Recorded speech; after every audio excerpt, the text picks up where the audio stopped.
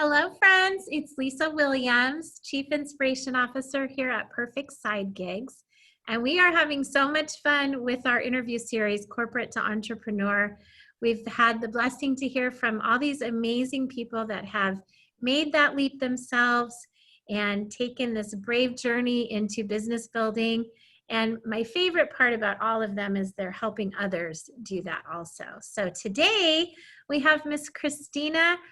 I forgot to ask you, is it Dave's or Davies? Dave's, you got it. Yes, Dave's. So sorry, interview No, faux pas. So what I love about Christina, she's an inventor. I have not interviewed an inventor. This is pretty awesome. She actually won top inventor on the Steve Harvey show many years ago, has since gone on to help other people create awareness around their products and services, and is very, very well known for her company, PR for Anyone, where she's helping people actually create free publicity for their company. So Christina, welcome to our show. Hi, thank you. I'm super excited to be here. So you had this first appearance on the Steve Harvey show, and you were just sharing with me earlier, it actually came after a fail forward, I guess, from from the Shark Tank that you were denied on. However, I think you've gone on to create this amazing empire. You've helped others do the same. And I find so many people, they have an idea and yet they really never take action on it. What can you say to those people? Just do it. We're in such an amazing space right now. You know, when I invented a product, there was no such thing as 3D printers. So I had to go all in. We have so many resources and so many things available to us now that you could dabble a little and test it out. I had to go all in back then. I didn't have a choice. We had to manufacture. We had to manufacture overseas. We had to buy an entire pallet. Anybody knows? I mean, that's like 50,000 pieces. So I think there's just so much opportunity. There's so much education that's out there that you can make yourself so knowledgeable about making a jump into entrepreneurship. And we talked about it. When I started as an entrepreneur, I was right out of college, and that was not a cool thing back then. You know, my mother was like, "You're doing what?" You're going to start your own business. Okay. But now there's just so much available, and business plans and focus groups and so many things that you can do to really see if this idea is viable. And we joke, because I launch new things all the time. We just launched a new program, and the first sale that came in, we were like, proof of concept, we've got it. All it takes is one. And then 15 sales later, we knew for sure, but all you need is one. Yeah. So what would you say to those people? Because I feel like there's a lot of people right now, by the way, if you're watching this later, we're in the midst of the COVID-19 crisis and the thick of it right now. And there are a lot of people that are not sleeping at night because they're worried. Yeah. There's also a group of people that are excited right now because they know that innovation is happening. What would you say? What did you go through when you can't sleep at night because you're so excited? I'd like to understand tactically, how you get those thoughts out and then relax. Yeah, I'm an idea girl. So that's the thing. When things happen, but when my state shut down, and we were one of the first ones, and I'm a speaker, I travel. That's how I get my clients. Is I go to events, I get paid to speak, and then people in the audience say, "Oh, I want to work with her." You know, I don't have to sell. It was fabulous. And, you know, poof, in the blink of an eye, my 2020 calendar is now clear. So I had to pivot. And I called a colleague who's a LinkedIn person. I knew I needed to just invest in LinkedIn. I had the content. I didn't have the time to put all my content together into good, because that's where my ideal customer is. So I dove in, I paid for that. I had clients canceling left and right. And then I partnered with two other people because we realized we had something we could offer to to people who were home, who needed to grow their businesses. And we took 3 pieces of the puzzle and put it together in one. And it was not sleeping. And it was 3 of us just work for 2 weeks. But we had our first class today and we have 15 people in our program. That's awesome. And that's a beta. We just launched it. So you have to be able to pivot, and you have to be able, we talked about failing forward. I mean, you talk about not sleeping when all your clients say, hey, my deals aren't closing. I can't work with you right now. I will, I work with a lot of real estate agents, and that some of the markets dried up, but then it was, oh, okay, now what? You know what? So I felt sorry for myself for a day. That's okay. You're all allowed to do that. You're all allowed to cry. I do that too. But you got to pick up and pivot and move on and figure out, especially once you start entrepreneurship, you don't ever go back. Right. Once you get that bug, you are not going back. I could never work a 9-to-5 job ever again. You wouldn't be able to play by the rules. Is that right? No. I would not last. One of the things that I've noticed in my journey, which is only a couple of years myself, is that this world it's a group of very generous souls.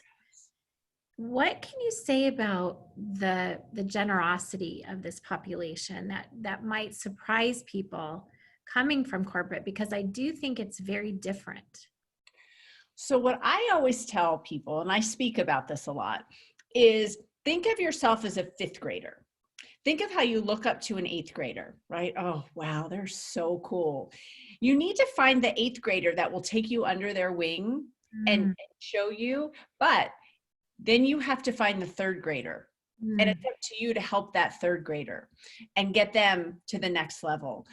Surrounding yourself with people who are smarter than you. If I'm asked to be in a mastermind, I want to be I guess you shouldn't say dumb, but I want to be the dumbest person in the group. I want to learn from everybody. And there's actually a study out of Stanford University that most people are afraid to say no because of what people will think about them. So most people will give you a yes or a not now. So I've raised my kids that way. I've run my business that way. Just ask. I've had the most amazing things happen in my life because I asked. So it's important to pay it forward, but don't be afraid to ask people what you don't know about. Well, I found, that actually makes me think of another topic, which I've asked some of our speakers about, this addiction that our society has to approval from others. And I think a lot of times that holds people back. It seems like you've kind of overcome that to some degree. I don't think we ever completely get over it, especially women. It's hard. Sometimes I'm really good at faking it. I might be nervous or not quite sure. And the situation that we're in right now, like you said, there are people who are going to be watching this later, but right now there's a lot of insecurity and there's a lot of outside anxiety that, when you say not sleeping, well, sometimes I don't sleep just because of what's going on in the world. I work all day and everything's great. And then when the wind down comes, it's like, oh, I'm in a pandemic. So I think there are things like that, but trying to find your power and your space and your confidence. Confidence is so much of it. I finally got to a point where I realized I'm really good at what I do. There are other things I'm not good at, but if you need help with what I know, I can help you. And I'm good at that. And I'm not afraid to say that. Yeah, absolutely. So let's dive in a little bit to tell us about what you do at PR for Anyone and how you can help those that might be looking at making a leap. Yeah, so I help people get visibility through media. And people think, oh, media, I can't be in the media. I'm brand new. Oh, you can be in the media. Everybody can be in the media. It's learning a system that I figured out that's not hard at all. You want to be newsworthy. So you come up with a good story idea. You come up with a great hook, which is your subject line. And then you find the right journalist to pitch it to, someone who would be interested in it. You do a little bit of homework about them to make sure that it's the right fit.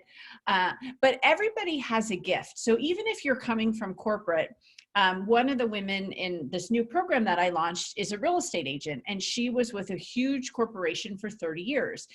And what she's bringing to real estate now is her ability to negotiate. That's what she did for this big company, and contracts. And she's a numbers person. How do you get the best, don't fall in love with the house. This is all a numbers game.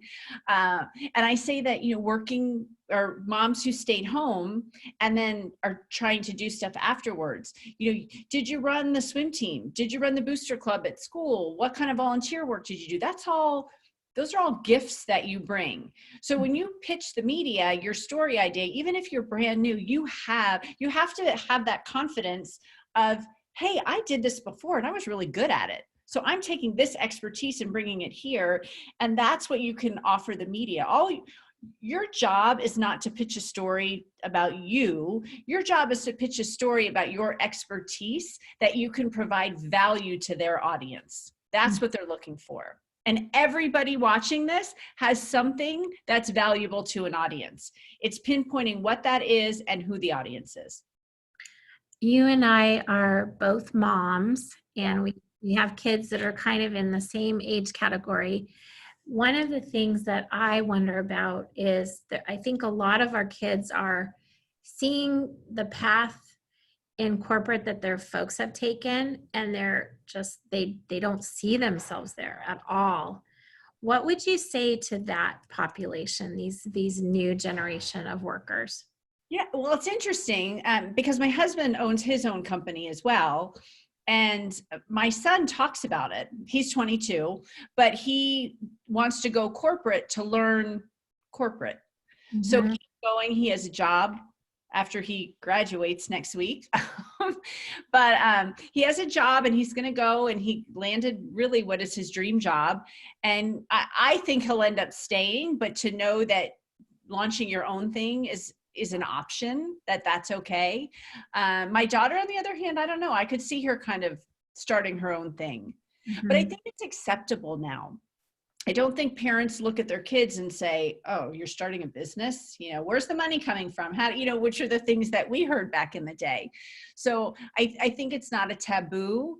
And I would tell the young people, go for it then, before you're married, before you have kids, before you have a house payment, when you have mom and dad to fall back on, if that's an option, or roommates or things. You have so many options now in your early 20s that if you have an inkling to go for it, I would go for it. Yeah, absolutely. You clearly have no regrets in going for it yourself. Now, I know you shared with me that one of the reasons you made your shift was your dad got sick. Mm-hmm. And I find that there's a lot of people that have some type of crisis or loss in their lives, and it really paralyzes them. And sometimes it mobilizes them. It clearly mobilized you to some degree. After a year of paralysis, though. Right. Right. That is it's very difficult, especially when you lose a parent or a child or something that's that close. You need to go through that, but sometimes that gives you an opportunity to go a different direction, which is what I did. Well, and we talked about really, my mom got sick when I started my own journey, and if anything, it's kind of been my fuel after losing her. And I think some people, they never get out of that fear place. Can you tell us about that? You talk about failing forward and what people can do to help themselves if they're stuck. You have to find help. A lot of what we're talking about is a mindset. I truly believe that. I have been at rock bottom. We almost lost our house. Credit cards were maxed out. I'm sobbing every night, knowing that I was doing everything in my power and believing that something would come through, and then something came through kind of at the last minute. But it's believing in yourself and believing in what you want to do and putting that mindset around it. Mm-hmm. Well, I think there, it's funny. I've been recruiting for a long time, and somebody said something to me the other day. He got fired, or he got laid off. Yeah. Yeah. And he said something like, I want to prove to those people that they shouldn't have fired me. But it seems like what you're doing is you're proving to the people that believed in you that you were worthy of that belief. And I just love that. Yeah. Yeah. And it's a self-worth thing as well. That it's funny, somebody said about my son, there's nothing that Justin doesn't think that Justin can do. And my Right. husband said, oh, where do you think he got that from? So, you have to try it. And if it doesn't work, it doesn't work. And don't beat yourself up. And that's why I said you fail forward. I've done a lot of things that didn't work. And a lot of things I think are the greatest thing ever and I think are going to take off, and they don't. And you keep trying, but and you get sad, and that's okay to have those moments, but you can't let it paralyze you. You Yeah. have to move forward. How do you decide when you have faced failure, Mhm. when to stop and when to move? And do you have like a group that you rely on, that have a board, or how does that work exactly? Do, and I really recommend that. It's actually 4 of us who have been together. I was thinking about this the other day, 5 or 6 years, and we have met every single month. Right. Nobody has missed. Now we're on Zoom, but we used to meet in person, and it's hardcore. What are your numbers? What do you want your numbers to be in 3 months? Did you hit your numbers? Why didn't you hit your numbers? And to have people like that to flush out ideas. And, when you don't hit your numbers, and matter of fact, we had a COVID talk, our last call, we all had to shift. I mean, we're all in-person people. One of the women in my group owns a promotions company. She does trade shows. Her literally millions of dollars of business stopped in a day. Right. So that's scary. And she picked right up. She actually inspires me because she totally shifted where she sees the market going and is just blowing forward with it. It's Mhm. amazing. But Yeah. having people who inspire you like that too, and you can see, oh, I can't feel sorry for myself. She just lost, millions of dollars in a day, and she's already figuring it out. Right. I do find that some people, they get tired of, corporate, they start a company, but it's almost like in some ways they own a job. They're doing everything and really still just have their income in that one basket. What can you say about just kind of diversifying how you help people and your business and things like that, maybe the importance of that? Are you saying if they stay in corporate but dabble in something else, like a side hustle? More if they leave and they start a business, but Mhm. that's all they do. They don't even save. They just pour their Yeah. things back into the business. Then you're back into a job. Right. It really should be. And I'm a workaholic, and the problem is I love what I do. It was funny when I wrote my first book, the copy came in and I showed my son, and he's like, oh, is that what you did every night till 1:30 in the morning? Because he would come in and I'm, writing away. But I loved it. There was never anything. If you're going from one job to another, it's probably not for you. You shouldn't be working 24/7. Again, I'm a workaholic. I'm doing it because I want to, not because I have to. Mhm. And then I don't have a problem taking time off either. So Right. there's that balance. I'd rather get up early, get it all done, and then, oh, I can go do this, or I can travel, used to travel here. That'll come back again. Yeah. But yeah, and that's why the planning is kind of important. Make sure you have something that's viable. Do your research, do focus groups, do things like that. I said, we just did a test. And again, I'm in a position where I've got a big mailing list. The people I'm working with have big mailing lists. So we could run this test and, ran a couple trainings, webinars, and people loved it. So boom, proof of concept. Now we'll dump money and time into marketing this and perfecting it and doing that. Mhm. What would you say is maybe your ideal customer that you can help? it's funny because I have this system. You're never supposed to say works for everybody, you know, and I teach how to niche. So I do have niches that I work with. I work with real estate agents. I work with brick and mortars. I do have specific ones, but we all need visibility. We all need to get to where our customers are. And that's what publicity does. And by strategizing around it, that if you're a local business, for me to teach you how to get in your local paper, not advertising, but in an article, that's huge for you. If you are a real estate agent, you know, same thing, you're local, and then I'll teach you how to get national. So when you go to your listing appointments and they see, oh, wow, you've been quoted in the Wall Street Journal and the New York Times, you must really be good. So it's a system. I call it my Get PR Famous formula. Not everybody wants to be famous, but you need to be famous in your industry. That gives you authority. So you need to embrace that concept, whether you call it famous or not. But it works. It's that 3-step process. Mm-hmm. I love that. I'm going to be contacting you. I'm excited to work with you, Christina. So I borrowed this question from one of my coaches who I just love. His name's Jason Capital. And he has this, he says, you know, close your eyes, look ahead. You're 20 years in the future and you're sitting on your porch or wherever your magic place is, and your grandchildren come up to you. And they're like, Grammy, we just learned about COVID. I heard people went crazy. What did you do? What would you be able to tell them? What would you like to tell them? Well, I did everything I was supposed to. I stayed in, but I shifted my whole business. Grandma used to be a speaker and go all over the country and fly on airplanes and used to be around people all the time. And I had to go back to doing it through a computer and still doing what I love and still helping people and teaching people, but I couldn't do it in person anymore. So I had to learn how to do it the new way, which is through the computer. Mm-hmm. Yeah.